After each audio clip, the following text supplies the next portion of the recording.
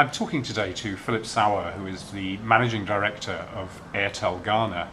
Philip, what has been the difference between Zain, who are the previous managers of the company, and Airtel? Because you are a consistent figure in both of those.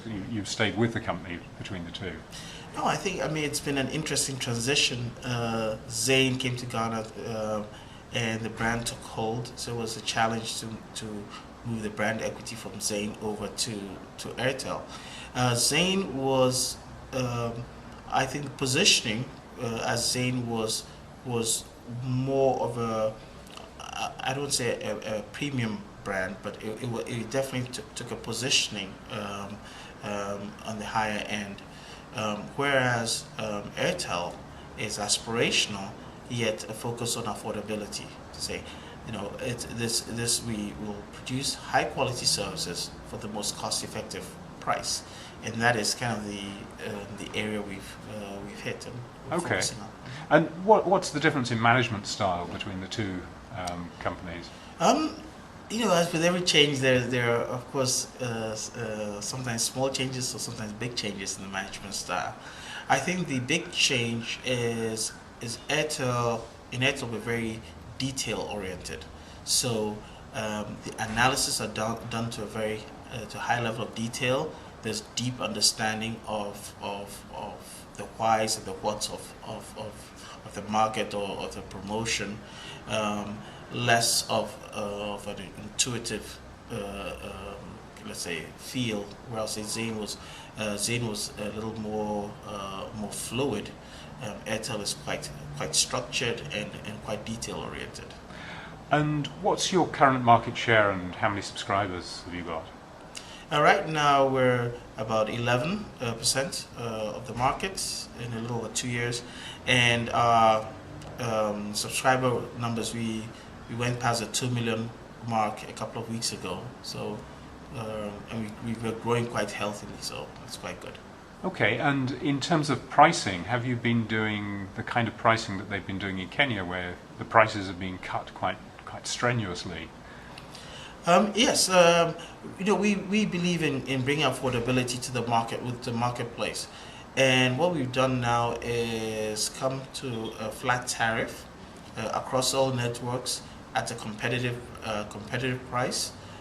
It's extremely profitable. So it's both the same on and off net? It's both the same on and off net. We've seen traffic go up over 200%. I mean, so all the indicators show that Ghanaians would love to talk, and we give them that opportunity. And presumably it's much simpler to understand. Exactly. And being one of the newest players on the market, having a flat tariff, it's easy to communicate. Consumers like to know what they're paying for the service, so it's a win-win all around. And I understand that a couple of days ago, Glo One launched the cable here in Ghana. What impact will that have on prices of wholesale? I think it would have a positive impact, a really positive impact. And I mean, over the last year, we also had Main One land in addition to Sat3, which we already had. And over the next, I'll say, 18 months, there are 2 more cables that are scheduled for Ghana. And the media is talking about it, but I don't think the population realize the importance of these cables, because I think it's going to change the face of technology in Ghana. Over the next 2 years, it's going to grant much more access. Prices are already dropping. I see them dropping even further. You'll be able to watch a YouTube video without it buffering and breaking. And I think the whole experience is just going to change. It's going to be very different. It's going to be great for the consumer. And how much have data prices come down, and how much further do you think they'll come down? Data prices have come down quite a bit, and what we're doing now is also having more affordable packages, so you can buy a daily bundle instead of having to pay for the full month.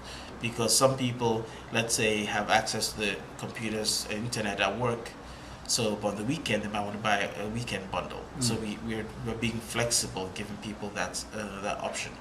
Prices have come down. They'll continue to come down. I think what will happen first is that you'll get more for the same, so you just get more volume for the same price, and then after that, that's what I Prices again will come down slightly after that. Yeah. Exactly. And how many active data subscribers have you got on the network at the moment? Right now we have upwards of 500,000 active subscribers. So there's good traction. Yeah.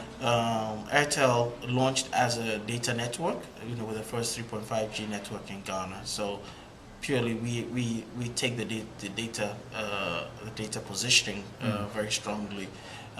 We sell lots of devices and we focus on that part of it. And the last time we met, several years ago, you were talking about building a national fibre network. Are you still going to do that? No, we won't do that. We don't build a national fibre network. Yeah. What's happened in Ghana right now is the competition and the government have laid fibre in different places. We will also lay fibre, and what we do is barter and rent. So then you'll fill in. We'll fill in and then share with the other telcos. And so I think it'll be a win-win all around. So what future plans have you got that you can share with us that will have an impact on the market?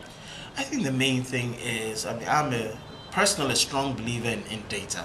And I'm pleased that Airtel as a group is giving it a significant focus. I think this year you'll see a significant improvement in an already positive data offering. We're looking to move heavily to the value-added services space. I think there's a lot that can ride on the infrastructure that we've put out there, and so. Because Airtel in India is quite famous for music. Exactly, and that's definitely one of the things we will be doing.